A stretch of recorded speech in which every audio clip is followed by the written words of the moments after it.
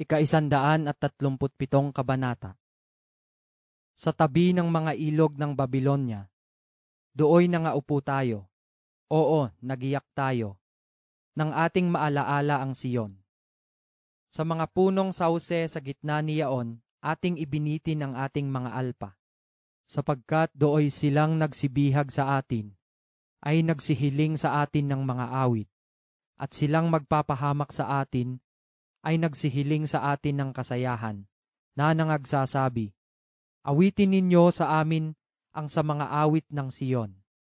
Paanong aawitin namin ang awit sa Panginoon sa ibang lupain? Kung kalimutan kita, O Jerusalem, kalimutan nawa ng aking kanan ang kanyang kasanayan.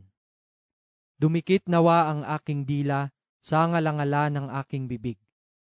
Kung hindi kita alalahanin, kung hindi ko piliin ang Jerusalem ng higit sa aking pinakapangulong kagalakan.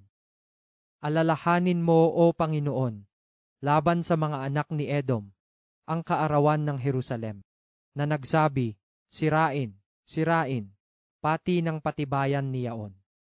O anak na babae ng Babilonya, na sira, magiging mapalad siya na gumaganti sa iyo na gaya ng iyong ginawa sa amin. Magiging mapalad siya, nakukuha at maghahagis sa iyong mga bata sa malaking bato.